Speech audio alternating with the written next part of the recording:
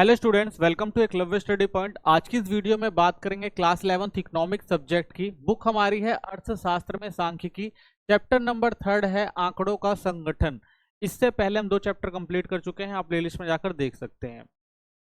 Telegram channel जरूर join कर लें जो क्लास 11th एएसपी नाम से। यहाँ पे आपको पीडीएफ नोट्स मिल जाएंगे। साथ ही आप हमें इंस्टाग्राम पे फॉलो कर लीजिए, user ID Eklavya study point. जो भी आपके क्वेश्चन है आप हमसे यहाँ पर पूछ सकते हैं।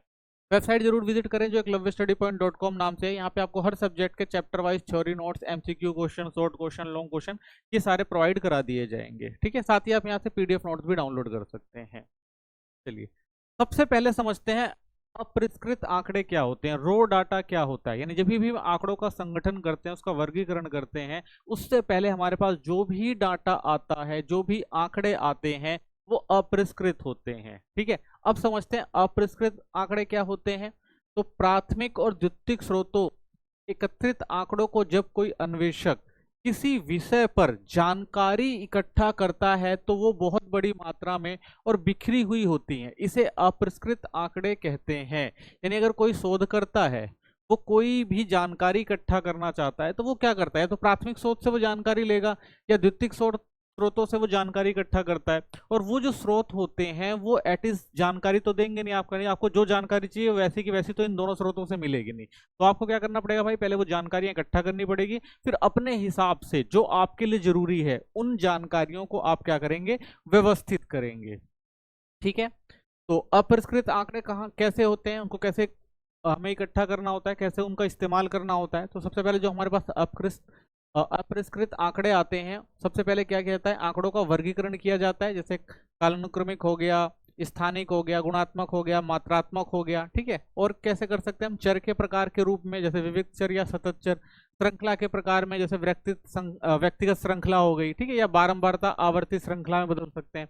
इसमें हम बारंबारता सारणी या बारंबारता वितरण। तो ये जो हमारे अपरिष्कृत आंकड़े हैं, उनको जब हम लेते हैं, उनको किस तरह से हम यूज करने के योग्य बनाते हैं, तो ये क्या है, हमारा जो है फ्लो चार्ट है। ठीक है, इनको और अच्छे से हम समझते हैं। अब सबसे पहले समझेंगे आंकड़ों का व्यवस्थीकरण क्या होता है, यानी आंकड़ों को हम कैसे ऑर्गेनाइज करते हैं। इन बिखरे हुए आंकड़ों को इस तरह से सजाना और लिखना कि वे आसानी से समझ में आए और आगे विश्लेषण किया जा सके, इसे आंकड़ों का व्यवस्थीकरण कहते हैं। यानी जो भी हमारे पास बिखरे हुए आंकड़े आते हैं, उनको हम इकट्ठा करते हैं, उनको व्यवस्थित करते हैं ताकि अच्छे से समझ में आ सके लोगों के। तो इसलिए क्या कहा जाता है, इसे आंकड़ों का व्यवस्थीकरण कहा जाता है, क्योंकि इससे विश्लेषण करना और समझना आसान हो जाता है आंकड़ों को। वर्गीकरण क्या होता है, जब हम आंकड़ों को उनकी समानताओं और असमानताओं के आधार पर अलग अलग समूहों या वर्ग में बांटते हैं, तो इसे वर्गीकरण कहा जाता है। यानी जो भी आंकड़े हमारे पास आए हैं, उनको हम अलग अलग समूहों में वर्गीकृत कर देते हैं। ठीक है, जैसे मान लीजिए अगर आपको सिर्फ रोजगार का आंकड़ा लेना है तो आप रोजगार के आंकड़े को लेंगे, या आपको गरीबी का आंकड़ा लेना है तो आप गरीबी का आंकड़ा लेंगे, आपको साक्षरता और निरक्षरता में आंकड़े लेने हैं तो आप इस तरह से क्या करते हैं, आंकड़ों को अलग अलग वर्गों में बांटते हैं ताकि उनको समझना जो हो आसान हो जाए। आंकड़ों के वर्गीकरण के उद्देश्य और विशेषताएं, तो इनके उद्देश्य और विशेषताएं क्या है, तो कॉर्नर कहते हैं कि वर्गीकरण का अर्थ है चीजों को उनकी समानताओं और आपसी संबंधों के आधार पर, ठीक है, यानी जो उनकी समानताएं और जो उनके संबंध है उनके आधार पर अलग अलग समूहों या वर्गों में बांटना। इससे यह पता चलता है कि अलग अलग वस्तु या व्यक्तियों में कौन सी विशेषताएं समान है। ठीक है, क्योंकि उनको अलग अलग बांट दिया जाएगा तो बाद में हम क्या कर सकते हैं, उनको कंपेयर कर सकते हैं। ठीक है, तो इसलिए वर्गीकरण का अर्थ क्या होता है भाई, जो भी हमारे पास डाटा है उस डाटा को उसकी समानता और आपसी संबंधों के आधार पर अलग अलग वर्गों में बांटना होता है ताकि हम उसको अच्छे से समझ सकें। आंकड़ों के वर्गीकरण के उद्देश्य क्या होते हैं, तो सबसे पहले संक्षिप्त और सरल बन जाते हैं। यानी जब हम आंकड़ों को क्या करते हैं, वर्गीकृत करते हैं, तो वो क्या होते हैं, संक्षिप्त और सरल बन जाते हैं। तो अपरिष्कृत आंकड़े जो होते हैं हमारे पास अपने आप में सार्थक परिणाम नहीं देते। यानी अगर आपको कोई भी रो डाटा दिया जाएगा तो आप उसमें सही परिणाम नहीं निकाल सकते। तो इसलिए इसे अलग अलग श्रेणियों में बांटना जरूरी होता है ताकि डेटा छोटा, सरल और आसानी से समझ आने वाला हो। यह वर्गीकरण से आंकड़े का विश्लेषण आसान हो जाता है। तो क्या होता है भाई कि अगर मान लीजिए आपके पास आंकड़ा आया है कोई भी एक स्कूल का, तो उस स्कूल के आंकड़ों में अगर आपसे पूछा जाता है भाई कौन सी क्लास के बच्चे जो हैं वो ज्यादा अच्छा प्रदर्शन कर रहे हैं, तो आपको उसका आंसर निकालना थोड़ा मुश्किल हो जाएगा, क्योंकि आपको इतने सारे डाटा दिए जाएंगे, उस डाटा में आप कंफ्यूज हो जाएंगे कि भाई कौन सी क्लास में और कौन से सेक्शन में जो बच्चे अच्छे से पढ़ाई कर रहे हैं। तो इसके लिए आपको क्या करना पड़ेगा, पहले क्लास वाइज सबको अलग करना पड़ेगा, सेक्शन वाइज अलग करना पड़ेगा, फिर उसके बाद परफॉर्मेंस देखनी पड़ेगी, तब आपको समझ में आएगा। लेकिन एक साथ अगर सारा डाटा दे दिया जाएगा तो आपको समझ में नहीं आएगा। ठीक है, तो इसमें क्या हो जाता है, संक्षिप्त और सरल बनाना होता है। आप क्या करेंगे उसे भाई संक्षिप्त कर लेंगे, क्लास वाइज कर देंगे, सेक्शन वाइज कर देंगे, और उसके बाद अगर आप देखेंगे डाटा आसानी से आपको समझ में आ जाएगा। उपयोगिता बढ़ाना, विश्लेषक अलग अलग स्रोतों से जानकारी एकत्र करते हैं और फिर उसे वर्गीकृत करते हैं। वर्गीकरण समान या मिलते जुलते आंकड़ों को एक साथ लाकर उसकी उपयोगिता बढ़ा देते हैं। तो उपयोगिता बढ़ाने का मतलब यह है भाई कि अलग अलग स्रोतों से जो भी जानकारी इकट्ठा हुई है, तो हर स्रोत में आपको सेम जानकारी तो मिलेगी नहीं, तो अलग अलग स्रोतों में अलग अलग जानकारी मिलती है, उसको आप लेकर आते हैं, तो उनसे जो भी कंक्लूजन निकालते हैं तो उससे क्या होता है, उसकी उपयोगिता बढ़ती है। स्पष्टता लाना, बिना वर्गीकरण के विभिन्न प्रकार के आंकड़ों से निष्कर्ष निकालना कठिन होता है। वर्गीकरण आंकड़ों में मौजूद विभिन्नताओं को स्पष्ट और अलग अलग करके दिखाता है। देखिए, अगर एक साथ मिक्स डाटा आ जाएगा तो आप उनकी जो है विशेषताओं को सही से देख नहीं पाएंगे, उसमें बहुत सारी आपको कमियां नजर आएंगी। तो इसलिए क्या करना पड़ता है पहले कि भाई उनको डाटा को देखना होता है, उस आंकड़ों को देखना होता है, उनको समझना होता है, फिर उनको वर्गीकरण करना होता है भाई कि कौन सी क्लास में किसको रखना है, ताकि समझ में अच्छे से आ जाए। ठीक है, तो स्पष्टता लाने के लिए जरूरी है कि आंकड़ों में जो भी समानता और असमानताएं उनको देखा जाए और उनको समानताओं को अलग और असमानताओं को अलग किया जाए। तुलना करने में सुविधा होती है। कच्चे आंकड़ों की सीधी तुलना करना संभव नहीं होता, वर्गीकरण आंकड़ों से तुलना करना आसान होता है। ठीक है, अगर मान लीजिए आपके पास आंकड़े आ जाते हैं 9th क्लास और 10th क्लास से, तो आप कहेंगे भाई किसका प्रदर्शन अच्छा है, तो भाई 9th का अलग सिलेबस है, 10th का अलग सिलेबस, तो आपको क्या करना पड़ेगा, पहले उनको कैटेगरी यानी उनको अलग अलग वर्गीकृत करना पड़ेगा, फिर देखना पड़ेगा भाई कि किसके नंबर कितने ज्यादा हैं, पेपर कैसा आया था, उसके अकॉर्डिंग ही आप कोई कंक्लूजन निकाल सकते हैं। ठीक है, तो तुलना करने में सुविधा होती है। नहीं, अगर आपके पास आंकड़े अच्छे से हैं तो आप तुलना अच्छे से कर पाएंगे, लेकिन अगर आपके पास आंकड़े बिखरे हुए हैं तो आप तुलना नहीं कर पाएंगे। उदाहरण, केरल में 30 और पंजाब में 25 कंपनियां लैपटॉप बना रही हैं, कहना। यानी अगर हमने कह दिया भाई केरल में 30 और पंजाब में 25 कंपनियां लैपटॉप बना रही हैं, ठीक है, ये कह दिया। और कच्चे माल आंकड़े में अगर कंपनी का नाम और उत्पाद बताने से ज्यादा आसान और तुलना योग्य होगा। ठीक है, मान लीजिए कह दिया गया भाई कि केरल और पंजाब में मिला के कम से कम कितने भाई 55 कंपनियां जो हैं, ठीक है, वो लैपटॉप बना रही हैं। ठीक है, ये हमने कह दिया, एक ये नॉर्मल सा आंकड़ा है, तो आपको समझ में नहीं आएगा ना भाई कौन सी कंपनी जो है बना रही है, तो हमने ये कह दिया बस भाई पंजाब और केरल में जो है लैपटॉप बन रहे हैं। लेकिन वहीं अगर हम ये कहें कि भाई पंजाब में जो है वो 25 कंपनियां हैं और केरल में जो है वो 30 कंपनियां हैं जो लैपटॉप अच्छे से बना रही है, तो इससे आपको कंफर्म हो जाएगा भाई कि हमारे यहाँ कौन से राज्य में जो है वो ज्यादा लैपटॉप बन रहे हैं और किस राज्य में ज्यादा कंपनियां जो है अच्छे से लैपटॉप बना रही हैं। ठीक है, और कच्चे आंकड़े में हर कंपनी के नाम और उत्पादन बनाने से ज्यादा आसान और तुलना योग होगा। और वही फिर क्या कर दिया जाए कि भाई जितनी भी कंपनियां हैं यानी इन 30 कंपनियों के नाम लिख लिए जाएं और इन 25 कंपनियों के नाम लिख लिए जाएं, और उसके बाद देखा जाए भाई कौन सी कंपनियां जो है जो ज्यादा बेटर सर्विस दे रही है, तो तुलना करना जो होता है वो आसान हो जाता है। ठीक है, लेकिन अगर हम यही कहते हैं भाई 30 कंपनियां केरल की और 25 कंपनियां जो है वो पंजाब में लैपटॉप बना रही है, तो उनकी तुलना करना जो है वो आसान नहीं होगा। ठीक है, क्योंकि भाई इसमें कौन सी कंपनी 30 में कौन सी कंपनी अच्छा प्रदर्शन कर रही है, या जो इनमें 25 कंपनियां इनमें कौन अच्छा प्रदर्शन कर रही है, तो इसमें तो तुलना करना आसान होगा नहीं। ठीक है, क्योंकि इसमें क्या टोटल दिया हुआ है। लेकिन वही अगर हम स्टेप वाइज यानी 30 अलग कंपनी करेंगे, 25 अलग कंपनी करेंगे, फिर उनका डेटा देखेंगे, तब हम अच्छे से समझ जाएंगे भाई कि कौन सी कंपनी अच्छा प्रदर्शन कर रही है। ठीक है, वैज्ञानिक ढंग से व्यवस्था करना, तो समान गुणों के आधार पर आंकड़ों को वर्गीकृत करने से वैज्ञानिक तरीके से व्यवस्थित किया जा सकता है। ठीक है, तो वैज्ञानिक तरीके से मतलब आंकड़ों को ऐसे व्यवस्थित करना, ऐसे इसका कंक्लूजन निकालना कि लोग देखते ही समझ जाए भाई कि डाटा क्या कहना चाहता है। इससे आंकड़ों की विश्वसनीयता भी बढ़ती है, और साथ में क्या होगा भाई वैज्ञानिक तरीके से यानी स्पष्टता के साथ हर चीज को अच्छे से देखा जाएगा, समझा जाएगा, उसके बाद कोई कंक्लूजन निकाला जाएगा, फिर उसको उससे क्या होगा उसकी विश्वसनीयता बढ़ती है कि भाई बिल्कुल सटीक तरीकों का उपयोग करके जो भी डाटा है वो इकट्ठा किया गया है। आकर्षक और प्रभावी प्रस्तुति, सही तरीके से वर्गीकृत आंकड़े देखने में अच्छे और समझने में आसान हो जाते हैं। ठीक है, अगर आपको एक अच्छा डेटा दे दिया जाएगा और सब कुछ एक स्टेप वाइज लिखा होगा तो आप उसको आसानी से समझ सकते हैं। केवल देखकर ही कई बातें समझी जा सकती हैं, आप देखकर ही अंदाजा लगा लेंगे भाई कि कौन से डाटा क्या कहना चाहता है। ठीक है, अगर एक स्पष्ट डाटा आपको दे दिया जाता है कि भाई एक स्कूल का आपको डाटा दिया गया है, उसके अंदर जो है हर क्लास वाइज जो है वो नंबर दिए गए हैं और बच्चों का प्रदर्शन देखना है, तो आप क्या करेंगे हर क्लास के जो बच्चों के नंबर देख लेंगे या ग्रेड देख लेंगे, तो आपको समझ में आ जाएगा भाई कौन सी क्लास अच्छा प्रदर्शन कर रही है, तो आसान होता है उसको समझना। वहीं आपको एक मिक्स डाटा दे दिया जाएगा तो आपको समझना थोड़ा मुश्किल हो सकता है। अच्छे वर्गीकरण की विशेषताएं क्या होती हैं, तो सबसे पहले समग्रता होती है इसके अंदर, आंकड़ों को इस तरह से वर्गीकृत करना चाहिए कि कोई भी आइटम या जानकारी बाहर ना छूटे। तो भाई अगर ये आपको अच्छा वर्गीकरण करना है तो क्या है, जो भी डाटा आपको मिला है उसमें सारी जानकारी इकट्ठा होनी चाहिए। हर आंकड़ों को किसी ना किसी श्रेणी में शामिल करना चाहिए, ठीक है, उसे क्लास और कैटेगरी दे देनी चाहिए। ठीक है, क्लास और कैटेगरी का मतलब है भाई, अगर स्कूल है तो स्कूल में जो आप क्लास वाइज रख देंगे। ठीक है, अगर आप किसी शहर का अगर सर्वे कर रहे हैं तो उसके जो भी शहरों के नाम है उनको रख देंगे। ठीक है, तो ऐसे क्लास और कैटेगरी में डिवाइड करना जरूरी होता है।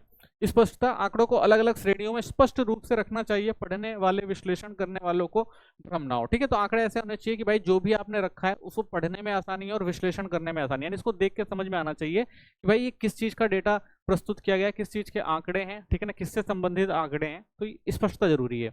समानता, वर्गीकरण करते समय जैसे गुणों वाले आंकड़ों को एक ही समूह में रखना चाहिए, इस आंकड़ों को विश्लेषण करना आसान और प्रभावी होता है। ठीक है, तो ये भी याद रखना भाई, समानता होनी चाहिए। अगर आप उम्र ले रहे हैं तो उम्र होनी चाहिए, हाइट ले रहे हैं तो हाइट होनी चाहिए, ठीक है, क्लास ले रहे हैं तो क्लास होनी चाहिए, तो इनका ध्यान रखना है। ठीक है ना, समान गुण होने चाहिए, ऐसा नहीं कि एक की हाइट ले लें और एक का वेट ले लें आप, तो इससे क्या हो सकती है, आंकड़े जो स्पष्ट नहीं होंगे, समान नहीं होंगे। उपयुक्तता होनी चाहिए, वर्गीकरण जांच के उद्देश्य के अनुसार होनी चाहिए। तो जो भी आप आंकड़े ला रहे हैं वो जांच के अनुसार होने चाहिए। जैसे कि देश की साक्षरता दर जानने के लिए लोगों की आय व्यय के आधार पर वर्गीकरण करना गलत होगा, कि भाई आपको साक्षरता देखना, देश के अंदर कितनी साक्षरता, तो देख लो भाई जो ज्यादा पैसा खर्च कर रहा है वो ज्यादा पढ़ा लिखा है, जो कम कर रहा है वो क्या नाम है, गरीब है वो। ठीक है, तो इससे क्या हम किसी भी चीज को हम नहीं निकाल सकते, यानी जो ज्यादा पैसा खर्च कर रहा है वो अमीर है, जो कम पैसा जो ज्यादा पैसा कर रहा है वो अमीर है और शिक्षित है, और जो कम पैसा खर्च कर रहा है वो गरीब है और अशिक्षित है। तो ऐसे में हम जो है देश की साक्षरता दर को नहीं निकाल सकते। तो इसके लिए क्या करना पड़ेगा, शिक्षित और अशिक्षितता के आधार पर ही वर्गीकरण करना पड़ेगा। ठीक है, कि कितने शिक्षित है और कितने अशिक्षित है, इसके आधार पर ही वर्गीकरण किया जाएगा, तभी डेटा जो होगा, जो आंकड़े होंगे वो शुद्ध होंगे। स्थिरता, वर्गीकरण का आधार बार बार नहीं बदलना चाहिए, एक ही प्रकार की जांच हमेशा एक जैसे वर्गीकरण मानकों पर की जानी चाहिए। तो भाई ऐसा नहीं कि जांच का स्तर बार बार बदलना, जिस आधार पर कर रहे हैं वैसे ही जांच करनी चाहिए। ठीक है ना, स्थिर रहनी चाहिए, बदलना नहीं चाहिए। लचीलापन होना चाहिए, वर्गीकरण में लचीलापन होना चाहिए ताकि जरूरत पड़ने पर उद्देश्य के अनुसार बदलाव किया जा सके। ठीक है, अगर आपको लगता है जो भी आपने आंकड़े इकट्ठा किए हैं उसमें जो भी चीजें रखी हैं, अगर जरूरत पड़े कि भाई भविष्य में उसमें कुछ बदलाव किया जा सके, तो वो चीज भी होनी चाहिए। ठीक है, उसमें लचीलापन होना चाहिए, जरूरत पड़ने पर अगर उद्देश्य के अनुसार उसमें बदलाव भी किए जा सके। ठीक है, तो ये क्या है, इनकी विशेषताएं हैं। आंकड़ों के वर्गीकरण के आधार, अब समझते हैं कि जो आंकड़े होते हैं उनका वर्गीकरण कितने आधारों पर किया जाता है। तो सांख्यिकी आंकड़ों का वर्गीकरण उसके क्षेत्र, उसकी प्रकृति और उसके उद्देश्य को ध्यान में रखते हुए किया जाता है। तो वर्गीकरण भाई किस क्षेत्र से संबंधित है, उसकी प्रकृति क्या है और उसके उद्देश्य क्या है, इसके आधार पर उनका वर्गीकरण किया जाता है। ठीक है, तो आर्गो का जो आंकड़ों का वर्गीकरण का आधार क्या होता है, भौगोलिक आधार हो सकता है, कालक्रमिक आधार हो सकता है, गुणात्मक आधार जिसमें सरल भी हो सकते हैं और बहुस्तरीय वर्गीकरण, और मात्रात्मक आधार। ठीक है, तो ये 4 प्रकार के आधार पर आंकड़ों का वर्गीकरण किया जा सकता है। ठीक है, आधार सबसे पहला समझते हैं भौगोलिक वर्गीकरण। जब आंकड़ों को भौगोलिक स्थान या क्षेत्र के आधार पर बांटा जाता है तो इसे भौगोलिक या स्थानिक वर्गीकरण कहा जाता है। ठीक है, किसी देश की जनसंख्या को अलग अलग राज्यों के अनुसार दिखाना, जैसे ठीक है, जैसे देखिए आसाम हो गया, बिहार हो गया, गोवा, गुजरात, हरियाणा। ठीक है, तो अलग अलग राज्यों की आप जनसंख्या दिखा रहे हैं, तो ये क्या भौगोलिक आंकड़े कहा जाएगा इन्हें। ठीक है ना, भौगोलिक आंकड़ों का वर्गीकरण। दूसरा कालानुक्रमिक वर्गीकरण होता है, जब आंकड़ों को समय अवधि के आधार पर बांटा जाता है। ठीक है, इसमें क्या होगा, समय के आधार पर आंकड़ों को बांटा जाता है, तो इसे क्या कहते हैं, कालानुक्रमिक या टेम्परल क्लासिफिकेशन कहा जाता है। ठीक है ना, तो इसमें क्या देखेंगे आप, एक स्कूल में अगर हम अलग अलग वर्षों में छात्रों की संख्या दिखा दें तो ये क्या होगा, कालानुक्रमिक होगा, जैसे 2002, 2007, 12, 17, 22। ठीक है, तो ये जनसंख्या रही है ईयर वाइज। ठीक है, तो इसे क्या कहेंगे हम, कालानुक्रमिक वर्गीकरण कहते हैं। ठीक है, फिर आता है गुणात्मक वर्गीकरण।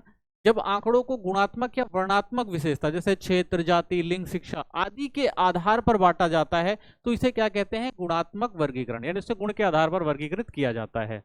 ठीक है, तो गुणात्मक विशेषताओं को मापा नहीं जा सकता। जैसे अगर देखिए सबसे बड़ी समस्या है कि जो गुणात्मक वर्गीकरण होता है उसको हम नाप नहीं सकते। जब नाप नहीं सकते तो उससे हम क्या करते हैं, दो प्रकारों में वर्गीकृत कर देते हैं। जैसे सरल वर्गीकरण, जब केवल एक विशेषता के आधार पर आंकड़ों को 2 वर्गों में बांट दिया जाता है, जैसे जनसंख्या को शिक्षित और अशिक्षित स्तर पर बांट दिया जाएगा भाई। ठीक है, तो इसमें क्या कर सकते हैं हम भाई, जो गुणात्मक वर्गीकरण होता है उसको हम आंकड़ों में प्रस्तुत नहीं कर पाते, तो हम क्या करते हैं उसको शिक्षित और अशिक्षित उसके गुण के आधार पर बांट सकते हैं। ठीक है, तो जैसे जनसंख्या आपकी साक्षर और निरक्षर। ठीक है, तो इस तरह से हम क्या कर सकते हैं, उसको बांट कर सकते हैं। बी आता है बहुस्तरीय वर्गीकरण किया जाता है जब एक से अधिक विशेषताओं के आधार पर आंकड़ों को विभिन्न वर्गों और उपवर्गों में बांटा जाए। ठीक है, जैसे जनसंख्या को पहले शिक्षित और अशिक्षित में बांटा, फिर उन्हें पुरुष और महिला में, और फिर आगे विवाहित और अविवाहित में बांटना। ठीक है, तो इसको हम क्या कर सकते हैं, बहुस्तरीय कर सकते हैं। एक हमने देखा था दो स्तरीय था, एक में हमने क्या कर दिया भाई शिक्षर, एक में हमने क्या किया था, एक में हमने किया था साक्षर और निरक्षर। ठीक है, दूसरे में हमने क्या किया, जनसंख्या को साक्षर तो था ही आपका, निरक्षर तो था ही, इसमें हमने क्या कर दिया, महिला और पुरुष जोड़ दिए। ठीक है, तो महिला और पुरुष जो हैं क्या, साक्षर में महिला और पुरुष। ठीक है, और उसके बाद हमने विवाहित और अविवाहित। ठीक है, ऐसे पुरुष में विवाहित और अविवाहित बांट दिया, ऐसे निरक्षर में महिला और पुरुष में बांटा, और उसके बाद विवाहित, अविवाहित और पुरुषों को विवाहित और अविवाहित में बांट दिया गया। ठीक है, तो इसे क्या कहते हैं, बहुस्तरीय वर्गीकरण कहा जाता है। ठीक है, तो ये भी एक तरीका है बांटने का। ठीक है, तो ये हमारा है जब क्या होता है, विशेषताओं के आधार पर बांटा जाता है। ठीक है, तो इसमें क्या होता है, आंकड़े नहीं होते लेकिन उनकी विशेषता होती है, उसके आधार पर हम बांटते हैं आंकड़ों को। मात्रात्मक वर्गीकरण क्या होता है, तो जब आंकड़ों को संख्यात्मक रूप से मापी जा सकने वाली विशेषताओं जैसे आयु, लिंग, वजन, आय के आधार पर बांटा जाए तो इसे मात्रात्मक वर्गीकरण कहा जाता है। ठीक है, तो इसमें क्या होता है, मात्रात्मक यानी आंकड़े होते हैं, संख्या होते हैं, उसके आधार पर बांटा जाता है।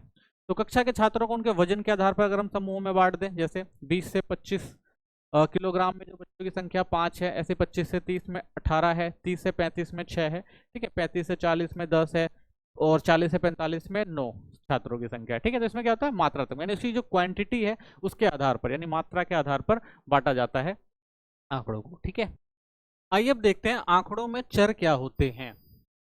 चर किसी वस्तु या व्यक्ति की वह विशेषता है जिसे मापा जा सकता है और जो समय के साथ बदलती रहती हैं। तो चर क्या होते हैं, कोई भी जो व्यक्ति हो गया या वस्तु हो गया, उसकी जो भी विशेषता है उसे हम क्या कर सके, माप सकें, और समय के साथ वो जो माप है वो बदल भी जाता है।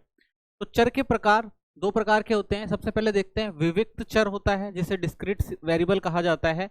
यह चर केवल गिने जा सकने वाले निश्चित मान होते हैं। ठीक है, इनको क्या किया जा सकता है, गिना जा सकता है, और इनके मान जो होते हैं वो निश्चित होते हैं। इसके मान एक एक करके बढ़ते हैं, यानी इसमें जो गैप आएगा वो एक एक करके बढ़ता है, बीच में कुछ नहीं आता। ठीक है, तो इसमें बीच में कुछ नहीं आएगा। बीच में कुछ नहीं आने का मतलब है, जैसे हम कक्षा में विद्यार्थियों की संख्या गिन रहे हैं तो हम क्या करेंगे, विविक्त चर का इस्तेमाल करेंगे, जैसे 5 है, 10 है, 15 है, ऐसे 20 है, 25 है, 50 है, 100 है।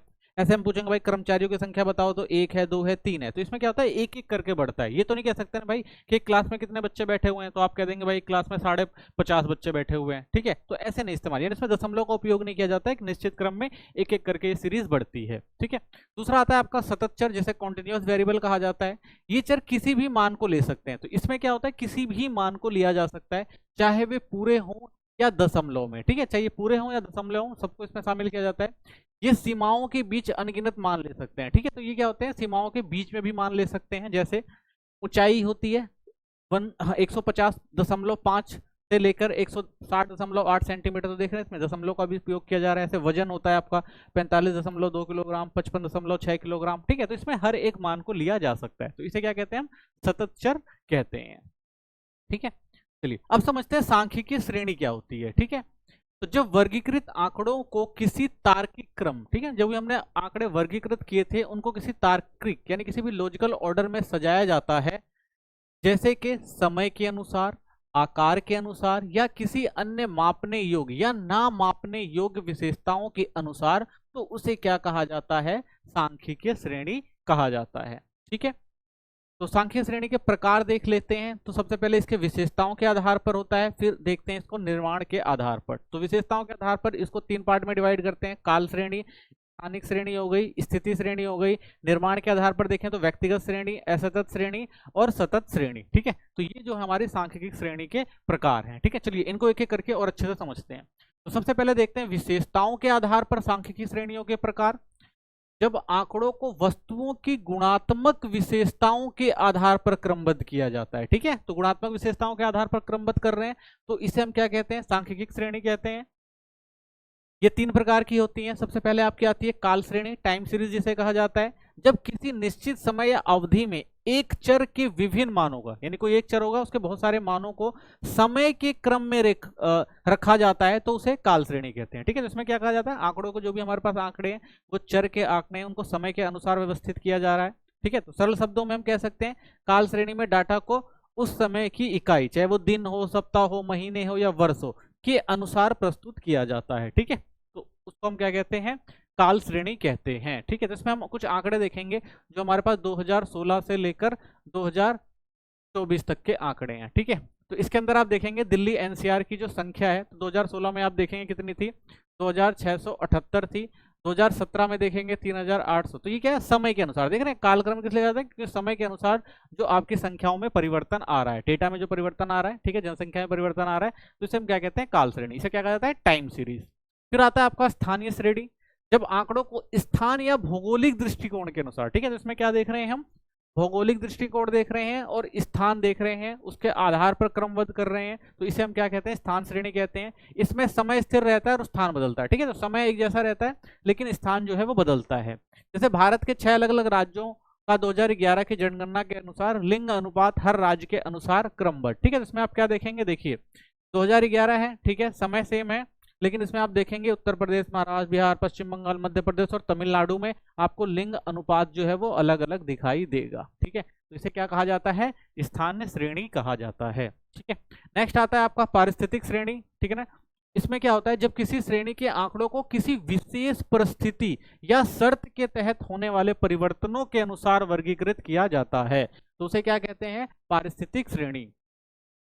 निम्नलिखित तालिका में एक कक्षा में 40 विद्यार्थी आयु के अनुसार व्यवस्था को दर्शाते हैं, जिसमें आप देख सकते हैं। ठीक है, तो ये क्या है, आपकी परिस्थितिक श्रेणी है, यानी 20 वर्ष की आयु के बच्चे 5 हैं, 21 के 8 हैं, 22 के 10 आपको देखने को मिलेंगे, 23, 24, 25। तो ये क्या दे रखा है, आप देखिए परिस्थिति, यानी उम्र के हिसाब से छात्रों की संख्याएं। ठीक है, नेक्स्ट, निर्माण के आधार पर सांख्यिकी श्रेणियों के प्रकार समझते हैं। तो निर्माण के आधार पर अगर हम देखेंगे तो इसको भी 3 पार्ट में डिवाइड किया जाता है, व्यक्तिगत श्रृंखला, खंडित या विवृत श्रृंखला, और खंडित और विवृत श्रृंखला बारंबारता श्रेणी। ठीक है ना, तो व्यक्तिगत श्रृंखला भी 2 है, अवस्थित है और व्यवस्थित श्रृंखला है। ठीक है, और उसके बाद आप खंडित या विविक्त श्रृंखला को देखेंगे तो इसमें आपको अपवर्जी श्रेणी, समावेशी श्रेणी, खुली श्रेणी, संचय आवर्ती दिखेगी, मध्यमान आवर्ती दिखेगी, समान और असमान वर्ग अंतराल श्रेणियां दिखाई देंगी। ठीक है, तो इनमें भी आपको देखेंगे, इस फ्लो चार्ट में देख सकते हैं अलग अलग पार्टों में डिवाइड किया गया है। ठीक है, चलिए इनको भी स्टेप वाइज देखते हैं। तो सबसे पहले देखते हैं व्यक्तिगत श्रृंखला क्या होती है। ऐसी श्रेणी जिसमें प्रत्येक मद यानी आइटम जो भी आपका मान अलग अलग दिया जाता है, तो इसे क्या कहते हैं, व्यक्तिगत श्रेणी कहते हैं, यानी सबका मान जो होता है वो अलग अलग होता है। तो इसमें सबसे पहले देखते हैं अव्यवस्थित व्यक्तिगत श्रृंखला। इसके अंदर क्या होता है, जब आंकड़ों को बिना किसी क्रम के अपनी मूल अवस्था में होता है तो उसे अव्यवस्थित व्यक्तिगत श्रेणी कहते हैं। ये आंकड़े व्यवस्थित ना होने के कारण उपयोगी जानकारी नहीं देते, बल्कि क्या करते हैं, भ्रम पैदा करते हैं। तो ये जो हमारे पास डाटा होता है वो व्यवस्थित नहीं होता। तो व्यक्तिगत श्रेणी का उदाहरण, एक कक्षा में 10 छात्रों द्वारा प्राप्त अंक नीचे दिए गए हैं। ठीक है, जैसे ये देख लीजिए कि भाई नंबर दे दिए गए हैं, ये 10 बच्चों के नंबर दे दिए गए हैं, लेकिन ये हमें क्या करते हैं, भ्रम पैदा करते हैं, भाई कौन से बच्चे को कितने नंबर दिए गए हैं। ठीक है, या नहीं, उसका रोल नंबर क्या है, उसका नाम क्या है, ये नहीं पता, बस हमें पता ही भाई 10 बच्चों के नंबर। तो ये क्या कर रहे हैं, ये व्यक्तिगत तो है और क्या कर रहे हैं, भ्रम पैदा कर रहे हैं। दूसरा आता है आपका व्यवस्थित व्यक्तिगत श्रृंखला। जब कच्चे आंकड़े किसी क्रम में व्यवस्थित कर दिए जाते हैं तो उसे व्यवस्थित व्यक्तिगत श्रेणी कहते हैं। तो इसको क्या किया जाता है, व्यवस्थित कर दिया जाता है। ठीक है, तो इसे 2 तरह से प्रस्तुत करते हैं। इसे क्रम संख्या के अनुसार प्रस्तुत किया जा सकता है, यानी विद्यार्थियों के नाम या क्रमांक के हिसाब से अंक लिखना, यानी उसका नाम लिख दो या उसका रोल नंबर लिख दो तो आपको आसानी से समझ में आ जाएगा। ठीक है, जैसे ये रोल नंबर दे दिया गया और ये स्टूडेंट्स के मार्क्स दे दिए गए, सॉरी ये सीरियल नंबर दे दिया गया, भाई ये नंबर है, ठीक है ना, और ये नंबर ऑफ और स्टूडेंट। ठीक है, हाँ ये आपके रोल नंबर हो गए और ये स्टूडेंट्स के नंबर हो गए। ठीक है, तो इस तरह से हम आसानी से समझ सकते हैं। ठीक है, तो ये क्या होता है, क्रम के अनुसार दे दिया जाता है। दूसरा जो होता है मात्रा के क्रम में, यानी इसमें क्या होता है, असेंडिंग या डिसेंडिंग ऑर्डर में भी दे दिया जाता है कई बार, जैसे अंकों को छोटे से बड़े या बड़े से छोटे क्रम में लगाना। तो इसमें क्या होगा, आप देखेंगे असेंडिंग ऑर्डर में, यानी सबसे बड़े जो सबसे ज्यादा नंबर आए हैं किसी बच्चे के वो देखेंगे, तो आप सबसे पहले सबसे कम जो है वो 47 नंबर है, फिर 55 है, फिर 56 है, 60 है, 65 है, 72 है। ठीक है, तो इससे हमें ये अंदाजा लग जाता है भाई कि सबसे कम नंबर किसके जाए और सबसे ज्यादा नंबर किस। ठीक है, इसे हम क्या कर सकते हैं, डिसेंडिंग ऑर्डर में भी कर सकते हैं। ठीक है, इसमें सबसे पहले बड़ा आ जाएगा, फिर उसके बाद छोटा आएगा, छोटा आएगा, तो इसमें भी क्या होता है, एक कंक्लूजन निकालना थोड़ा आसान हो जाता है। ठीक है, तो इस तरह से आप देख सकते हैं इनको रखा जाता है। फिर आते हैं आपके खंडित या विविक्त श्रृंखला, बारंबारता श्रेणी जिसे कहा जाता है। जब आंकड़ों की संख्या बहुत ज्यादा हो तो उन्हें व्यक्तिगत रूप में रखना मुश्किल हो जाता है, यानी जब बहुत ज्यादा जनसंख्या, बहुत ज्यादा संख्या में आंकड़े हैं तो उनको एक व्यक्तिगत रूप में रखना थोड़ा मुश्किल होता है। तो ऐसे में डिस्क्रीट सीरीज का इस्तेमाल किया जाता है। इसमें अलग अलग मान और उसके बार बार आने की संख्याएं दिखाई जाती हैं। तो इसमें क्या होता है, फ्रीक्वेंसी का यूज किया जाता है। ठीक है, ये सिर्फ पूरे अंकों के लिए होती है, दशमलव के लिए नहीं। ठीक है, तो इसमें हम क्या कर सकते हैं, अंकों का इस्तेमाल करते हैं, दशमलव का नहीं। जैसे मान लीजिए ये है, तो एक के पूरे आंकड़ा दिया गया है। अब इस आंकड़ों में हम क्या करेंगे, 7 का वर्ग अंतराल लेकर इसको व्यवस्थित कर सकते हैं। ठीक है, कैसे, देखिए हम कर देंगे, भाई इतना बड़ा डाटा है, नंबर से लेना थोड़ा ज्यादा मुश्किल होगा, तो इसको आसानी से बनाने के लिए हम क्या करते हैं, इसमें एक वर्ग अंतराल लेते हैं, यानी 1 से 7। ठीक है, तो इसमें क्या करेंगे, हम 1 से 7 को एक कैटेगरी में रखेंगे, फिर 8 से 14 के जो भी बच्चे उनको एक कैटेगरी में रखेंगे, तो 15 से 21।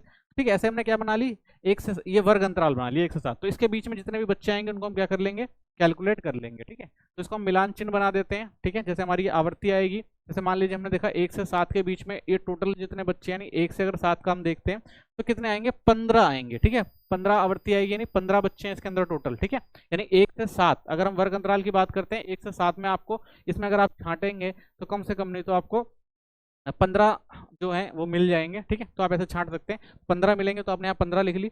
फिर आप मिलान चिन्ह बनाते हैं इसमें 1 2 3 4 और एक 5। ठीक है, यानी 4 डंडे खींचेंगे, उसके बाद एक 5 ये हो जाएगा। ठीक है, तो इस तरह से क्या कर सकते हैं, 1 2 3 4 ये 5, 1 2 3 4 और ये 5। ठीक है, 5 10 15, तो ये 15 होगा। तो इस तरह से भी क्या कर सकते हैं, आप निकाल सकते हैं। इसे खंडित या विविक्त श्रृंखला कहा जाता है। ठीक है, इसको निकालना जो है बहुत आसान है। ठीक है, लास्ट में आप क्या कर देंगे, कुल। ठीक है, तो कुल 60 थे, तो इसमें कुल अगर आप गिनेंगे तो टोटल 60 आ जाएंगे। ठीक है, तो ये सिंपल सा तरीका है, इसको आप आसानी से व्यवस्थित कर सकते हैं। तो इसे हम क्या कहते हैं, खंडित या विविक्त श्रृंखला कहते हैं। बारंबारता सारणी भी इसे कहा जाता है। फिर आता है सतत या अविच्छिन्न श्रृंखला। यह वह श्रृंखला जिसमें इकाइयों का निश्चित माप संभव नहीं होता, बल्कि इन्हें वर्ग सीमाओं में प्रकट किया जाता है। ठीक है, तो इसमें क्या करेंगे, हम वर्ग सीमाओं में प्रकट करेंगे। सतत श्रेणी वह संख्या की श्रेणी होती है जिसमें इन सतत चरों को मानों के दायरे में बांटकर प्रस्तुत किया जाता है। ठीक है, तो इसमें क्या होता है, इसमें मान जो होते हैं उनको दायरे में प्रस्तुत किया जाता है। ठीक है, तो सबसे पहले देखते हैं बारंबारता वितरण।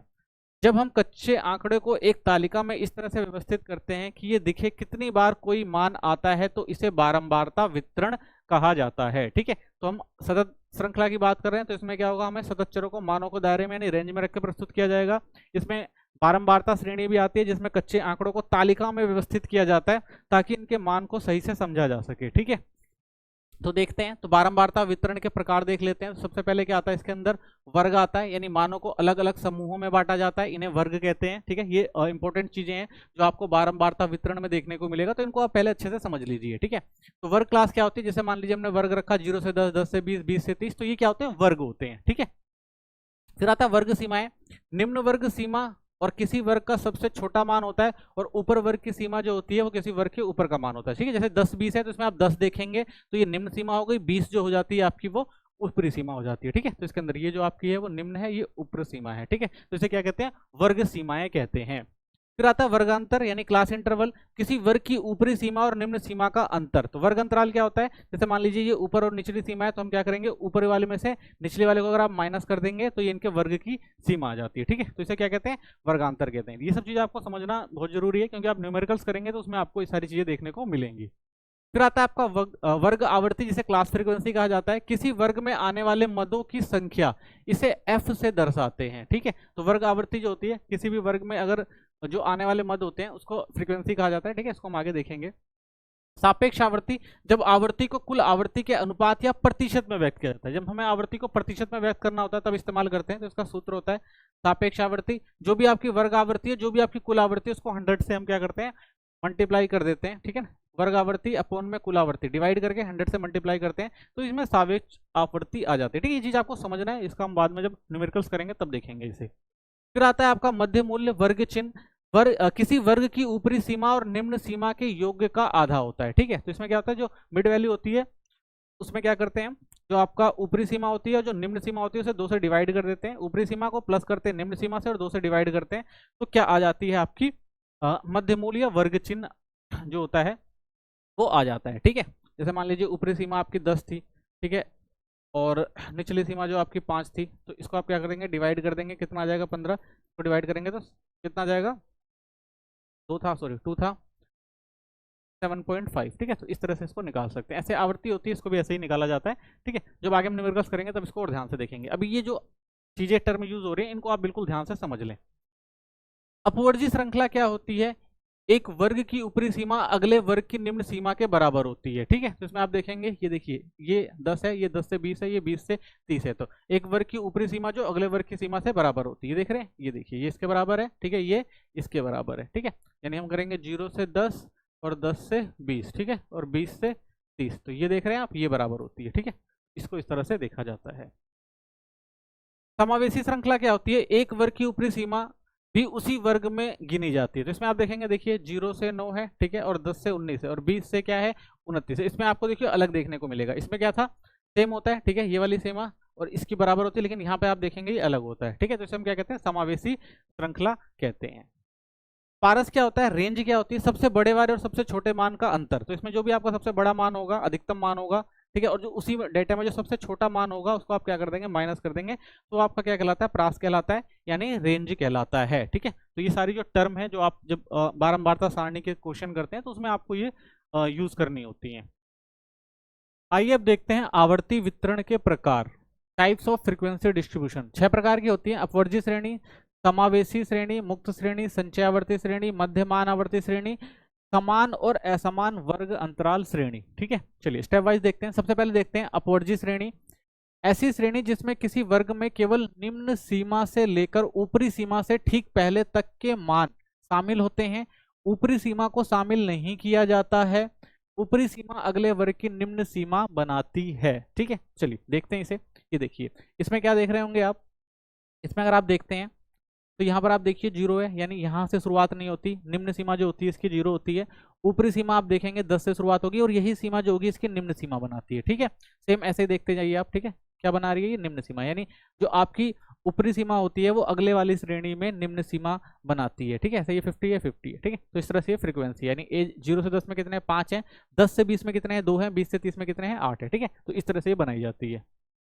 सेकंड आपके आती है समावेशी श्रेणी। ऐसी श्रेणी जिसमें किसी वर्ग में निम्न सीमा से ऊपरी सीमा तक के सभी मान शामिल होते हैं, ऊपरी सीमा भी उसी वर्ग में आती है, अगले वर्ग की निम्न सीमा से एक अधिक होती है। ठीक है, चलिए देखते हैं। ये देखिए, यहाँ पे देखिए, ये 10 है, ये 19 है। ठीक है, अब यहाँ पे देखिए एक ज्यादा है, यहाँ पे भी देखेंगे आप एक ज्यादा है, यहाँ पर भी देखेंगे इससे एक ज्यादा है, यहाँ पर भी देखेंगे एक ज्यादा है, यहाँ पर भी देखेंगे एक ज्यादा है। ठीक है, तो इसके अंदर क्या किया जाता है, जो हमारी समावेशी श्रेणी होती है, इंक्लूसिव सीरीज होती है, इसको हम एक्सक्लूसिव सीरीज में भी कन्वर्ट कर सकते हैं। कैसे कर सकते हैं, आप क्या करिए, यहाँ पर प्लस कर दिए 0.5 और यहाँ पर माइनस कर दीजिए 0.5, तो ये क्या हो जाएगी, बराबर हो जाएगी। ठीक है, ऐसे इसमें आप क्या करेंगे, यहाँ पर आप प्लस करेंगे 0.5 और यहाँ पर माइनस करेंगे 0.5। ठीक है, तो यहाँ पर प्लस करेंगे 0.5, तो ये क्या होगी, और एक जो एक्सक्लूसिव सीरीज है जो आपकी समावेशी श्रेणी थी वो बन जाएगी इसके अंदर। देखिए, ये देखिए 9.5, 9.5। ठीक है, यहाँ पर हमने प्लस किया और यहाँ पर हमने क्या किया, माइनस किया। तो इस तरह से हम क्या करा सकते हैं,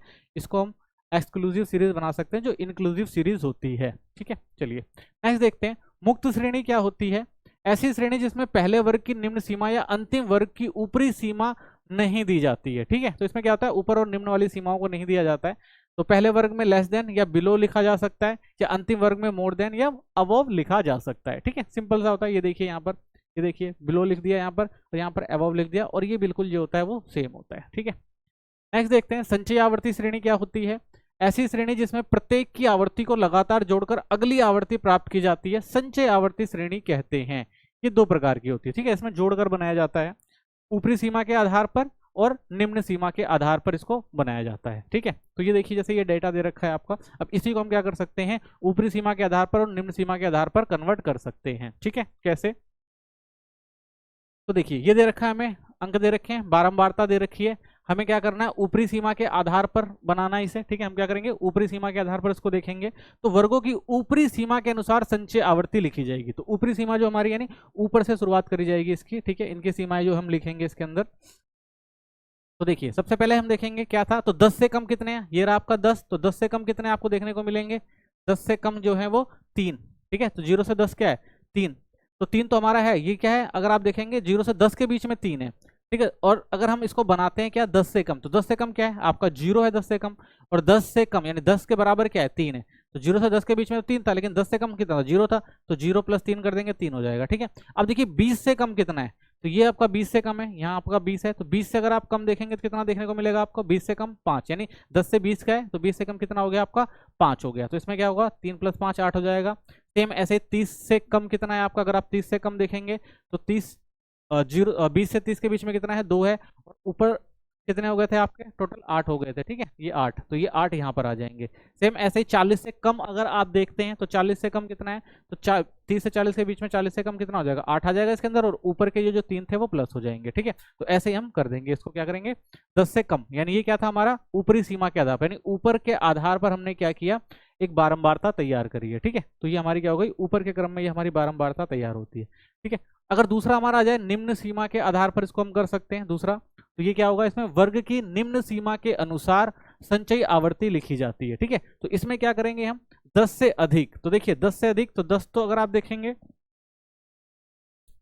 ठीक है, यहाँ पे देखिए 10 से अधिक की बात कर रहा है, तो 0 से 10 के बीच में आपको 3 दिखाई देगा, और उसके बाद 10 से अधिक तो ये सारे आ गए, तो 10 से अधिक अगर सारे इनको जोड़ते हैं तो कितने हो गए 24 हो गए।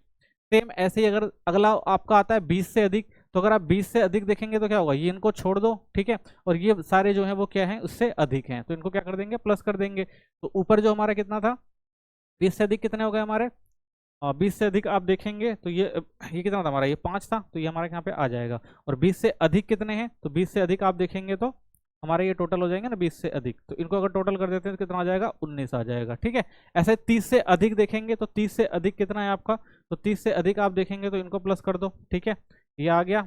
और जो 30 से अधिक ये 2 तो था ही, ठीक है, इनको प्लस कर देंगे तो हमारा 19 हो जाएगा। तो इस तरह से हम कर सकते हैं, ठीक है, से कम से अधिक, तो ये हमारी बारंबारता श्रेणी जो है वो निकल जाएगी।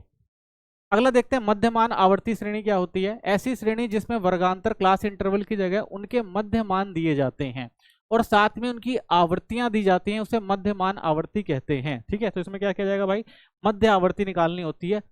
तो मध्य आवर्ती कैसे निकाली जाती है, तो मध्य आवर्ती निकालने का फॉर्मूला होता है लोअर लिमिट जो आपकी होती है, ठीक है। तो जो भी आपका मान है उसमें से क्या करेंगे 1/2 आई को माइनस कर देंगे, ठीक है। चलो देख लेते हैं इसके अंदर, तो ये हो गई आपकी मिड वैल्यू, ठीक है, ये हो गई आपकी फ्रीक्वेंसी, ठीक है। तो इनको हम कैसे निकालेंगे, ये रहा। तो सबसे पहले हमने क्या किया कि हमारा कितना दे रखा था, हमें निकालना क्या है, ये हमें निकालना है, ठीक है। तो सबसे पहले हमें क्या है, क्या करना है, m1 माइनस करना है और 1/2 कर देना है। तो ये हमारा क्या हो गया 10 हो गया, ठीक है। 1/2 कितना निकालना है हमें, ये हमारी जो थी आई, तो हम यहाँ पर रख देंगे 10, ठीक है। तो 10 + 10/2 इसको आप डिवाइड करेंगे तो कितना आ जाएगा 5, तो कितनी हो गई आपकी 15, ठीक है। तो यहाँ पे आपके आ गया 15, ठीक है। तो अपर लिमिट आ गई। अब आपको क्या निकालना है, अपर लिमिट आपकी ये वाली आ गई। अब आपको लोअर लिमिट निकालना है, तो क्या करना पड़ेगा, माइनस करना पड़ेगा। तो 10 - 1/2 × 10, ठीक है। तो इसको डिवाइड कर दो 5, ठीक है। तो 10 - 5 कितना आ जाएगा आपका 5, ठीक है। तो ये आपकी आ गई लोअर लिमिट। तो इस तरह से इसको निकाला जाता है, ठीक है। तो ये आपका मध्यमान आवर्ती श्रेणी निकालना है, ठीक है, ये फॉर्मूला हो गया, इस तरह से आप निकाल सकते हैं, ठीक है। चलिए नेक्स्ट है समान और असमान वर्ग अंतराल श्रेणी, equal and unequal class interval. तो समान वर्ग अंतराल श्रेणी जो होती है, जब किसी श्रेणी के सभी वर्गों का अंतर समान हो तो उसे समान वर्गांतर श्रेणी कहा जाता है। तो इसके अंदर क्या होता है भाई, वर्गांतराल अगर समान हो जाए, जैसे ये देखिए 0 से 10 है, 10 से 20 है, 20 से 30 है, 30 से 40 है, देख रहे हैं इनके बीच में वर्ग अंतराल आपको समान देखने को मिलेगा 10-10 का, ठीक है। और असमान वर्ग अंतराल श्रेणी क्या होती है, जब किसी श्रेणी वर्गों का अंतर असमान हो तो उसे असमान वर्ग अंतराल श्रेणी कहते हैं। तो इसके अंदर आपको असमान देख रहे हो, 0 से 10 है, अब देखिए यहाँ पे 10 से 30 हो गया, यहाँ पे देखिए 30 से 60 हो गया, यहाँ पे 60 से 70 हो गया, यहाँ 70 से 100 हो गया, ठीक है। तो यहाँ पे आपको 10 का गैप देखने को मिलेगा, यहाँ पे आपको 20 का देखने को मिलेगा, यहाँ पे आपको 30 का देखने को मिलेगा, ठीक है। तो ये क्या होती हैं, ये असमान वर्ग अंतराल श्रेणियां होती हैं, ठीक है। तो इस तरह से जो भी आपका डेटा होता है उन सबको प्रस्तुत किया जाता है, ठीक है। थैंक्स फॉर वॉचिंग, मिलते हैं नेक्स्ट वीडियो में। चैनल को सब्सक्राइब करें, वीडियो को लाइक करें, कोई कमेंट हो तो जरूर करें।